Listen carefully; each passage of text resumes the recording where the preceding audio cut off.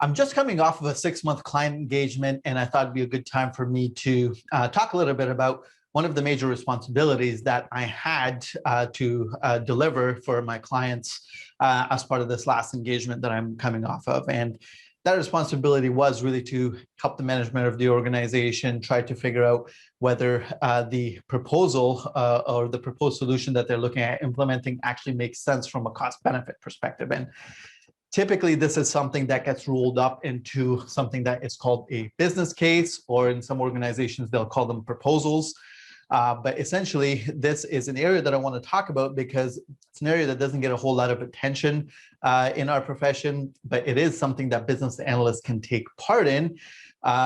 Now, if you're just a new analyst and you're just starting to get your bearings in the profession, this is something that you should kind of understand that this is really part of the umbrella of business analysis work that you may eventually want to get into, but it tends to typically be reserved for more senior analysts. And so I wanted to make this video to really just kind of make sure that we have clarity about the fact that business analysts do take part often in helping management establish business cases, because a lot of other things that I've talked about in the past are really oriented around making sure that we can deliver a certain solution through a project. But there is, again, that pre-project work that involves the business analyst having to help management make a business case before the project can even get started. And that's essentially what I spent the last couple of months doing with the client that I was working on. So in this video, I'll just give you a quick overview of what a business case is. We won't dive into it in too much detail. The purpose of this video is really just for you to understand that this is something that you could potentially get into if it's an area of analysis that you're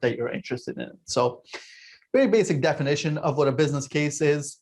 If I was to sum it up, I'd say that essentially the end deliverable here is a short document that describes the justification for why the organization should invest into whatever initiative it is that you're trying to build the business case for.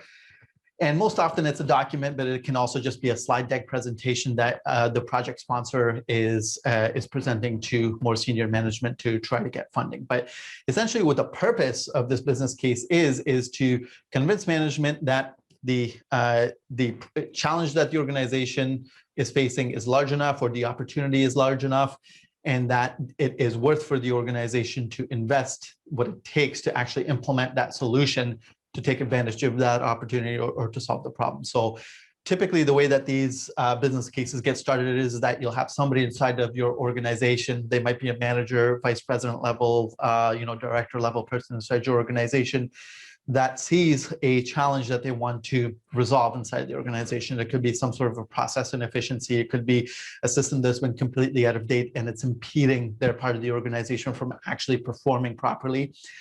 You'll have somebody within the organization that sees that type of a challenge and they say, look, you know what, we really need to kind of take some initiative here and solve this problem.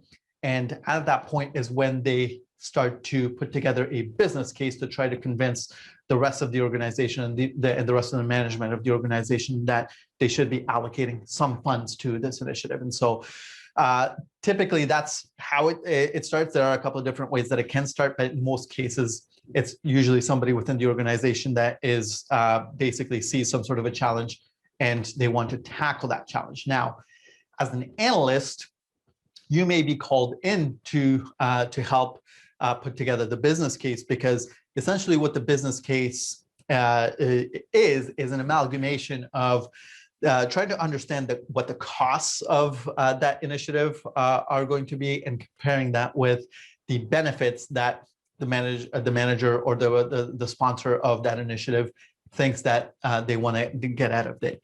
And what they'll typically do is, in some cases, won't invite the business analyst if it's a small initiative, or if their environment isn't too complex. Typically, it's something that the manager can do on their own, or they can work with a project manager or somebody else to put the business case together. But as the initiative starts to get bigger and bigger, the challenge of the sponsor to get approval gets bigger and bigger, because trying to determine the costs of an initiative that's large can't really be done by the manager themselves or just with the project manager. That's when they typically will bring in an analyst to help them really do deep dives in certain areas to figure out what their current environment looks like and try to figure out what the future solution looks like. So the two major pieces of a business case typically are the costs piece and the benefits piece. And what you may be thinking about here, or the question you may be asking yourself is as well, how do you as an analyst really even determine the cost of a solution when you don't know what the solution is? And so the answer to that question really is that there's a certain process that an analyst has to go through in order to be able to establish both the cost and benefits. And that process, in a very simplified form, is the set of steps that you see here. So essentially, typically as an analyst, what you'll do is you'll do a deep dive in the current operations of the organization to figure out who does what and how they do it and what kind of systems are in place right now to make that process work properly. And then what you'll do is you'll spend quite a bit of time in trying to help the business establish a future state set of processes and a future state for the overall landscape of the systems and what that should look like. Now, these are just 2 bullet points on the list here, but I can tell you that I've spent almost the last 4 months going through back and forth between these 2 to try to make sure that I can get a realistic picture of exactly what their future state should look like at a level of detail that we can actually use to do a cost buildup, right? So essentially the process of doing a cost buildup is that as an analyst, you'd come in and first figure out what they currently have. And then what you would do is you would go through a solutioning process to help both the business and the IT sides of the organizations get some agreement on a potential future state or what a future state could look like. In that, once you have an idea of what that future state looks like, that forms the basis for the cost buildup. And so once you have a good sense of what this looks like, you can start to piece out the cost of it. And there's a lot of different techniques. Now, actually doing a business case and doing a cost buildup is a full course in itself, so we can't cover all of it, but this should be a general framework of how you actually go about building up the cost structure for a business case. So now the last point that I put here is in what a business analyst has to do when dealing with external vendors. So if you find, for example, that you're in your future state, that there is there's a market out there of software that other vendors have software platforms. So for example, if you're doing a business case for a new finance system, instead of you building up a cost for a future state that sees your organization doing an in-house build, you may decide, hey, it's a much better option for us to actually go out to the market to purchase the systems that we want to have inside of our future state. And so there may be, things can get pretty complex depending on what that future state looks like and what your different options are.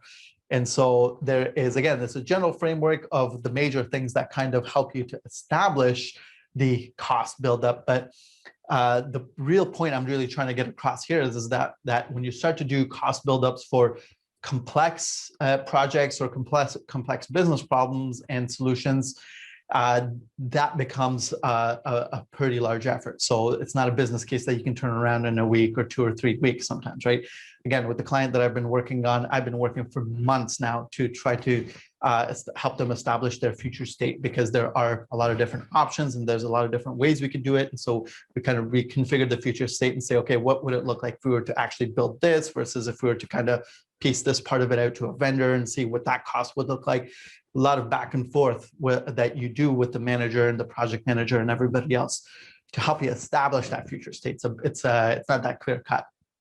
But the general framework here is that there is quite a bit of work that has to go through. And this is work that you go through, again, keeping the story that you're trying to put together in line with whoever the sponsor for the initiative is. And so your sponsor, it basically has a certain story that they want to tell to the management of the organization to be able to secure the funding. And a lot of the work that you do as an analyst, it really has to kind of feed into that. So you have to make sure you're very closely aligned with the sponsor that you're working with here. But essentially, once you understand the current situation and you have a pretty good idea of what the future state looks like, there are certain methods of doing a cost buildup for that future state. And then you typically apply some sort of a factor to make up for the difference that you don't have all of the details of your future state inside of your cost buildup. All right.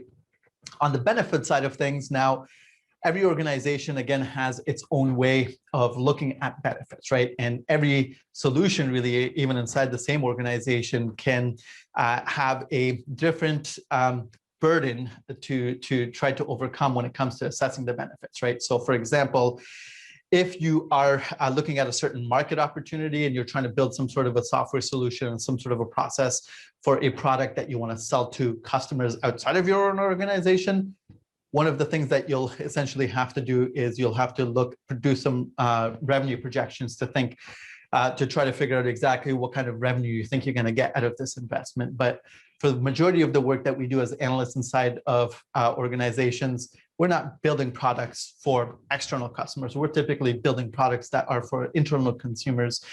And so that aspect of benefits assessment actually just kind of flies out the window, and we start to focus on the rest of the different ways that we can start to express our benefits, right? And so one of the other major things that most organizations look for, and one of the major reasons why they actually even consider investing in some sort of a solution, the most common one is typically to get operational improvements. So typically in an organization, you have systems that have been in place for a long time, and you have certain processes that are really kind of out of sync with the way that things are now done in a more modern world. And the organization realizes that there is significant opportunity for improvement in that area, and that's why they start to build up a business case for implementing new processes and systems in that part of it. So operational improvements is one category of benefits that you can look at. There are things like cost avoidance. So if you're on an outdated platform and you're about to realize that the cost of maintaining that platform now is about to skyrocket for a lot of different reasons, you can avoid a lot of those costs by actually re-platforming your organization very early so that you don't run into that issue. Risk reduction, right? If you have a lot of operations that are very prone to risk, and that risk can have a major impact on the organization. Again, there are a lot of different reasons, but risk reduction is another major one. There's actually, I could probably list 5 or 6 other reasons as to why an organization would want to put together a business case to take on an initiative, and how that actually becomes the language that you use to express the benefits for a business case that you're trying to put together. All right, so this is just really meant to be a quick overview of what business cases are, and I just want to kind of throw that in the mix. I know I've said a lot here, but again, this could be a full course onto itself, because establishing business cases for sizable projects isn't an easy process to go through. It's basically like another skill set that you can learn as a business analyst. And just want to kind of give you an idea of what that is, so that if that is an area of analysis that you're interested in, you should know that it is something that is available to you as an area that you could specialize in. Now, if you're just a beginner level business analyst, a lot of these things, like I said, it's good for you to know, but you don't necessarily want to start investing a lot of your time and your effort in learning how to actually do business cases, because the likelihood of you actually being hired to do a business case is a little bit lower. As I said earlier, the majority of business case work tends to go to more senior analysts, because a lot of the cost buildup, right? A lot of the future state design work usually requires a lot of implementation experience, because you have to make a lot of assumptions here around how your project is going to be able to build this future state, taking into account a lot of the constraints that exist inside of your current state. So for that reason and a lot of other reasons, it tends to be something that gets reserved for more senior analysts. So if you're a beginner, I would say that just know that this exists as an area that you could explore once you have a good amount of project execution experience. And if you are a beginner level business analyst and you're just starting to try to get an idea of exactly what business analysis is all about, one way you could do that is by taking our BA Fundamentals course, where I actually walk you through the whole process of how an organization actually determines that they need something, how they justify that through a business case, how they execute a project, and then what it is that a business analyst has to do even after a project. So that entire life cycle of the enterprise solution delivery process is described inside of this course. And that process description is really just the first lesson, because throughout the rest of the lessons here, you get an inside out view of what it is that a business analyst does. So if you're a beginner level analyst and you're starting, if you want to really quickly get a good sense of what it is that a business analyst does at a really good level of detail, I'd recommend that you take a look at our BA Fundamentals course. And if you are on the more senior side of things, I would say that the Fundamentals course is probably a little bit too basic for you. And so if you're already a practicing business analyst and you're interested in learning more about how to do the different areas of business analysis better for you, we have our business requirements and functional specifications course that is just about to launch again for the first time in 2021. So with our 2020 session that went really, really well, much better than I could have even imagined. The 2020 session of our requirements and specifications course is going to be coming up soon. So where you can learn more, you can head over to vablocks.com/courses to learn about all the courses that we have. And there you'll see specific links for the analysis, the fundamentals course, and for the requirements and functional specification course to try to get a sense of whether those courses are right for you or not. I'll leave this video here and I'll see you on the next one.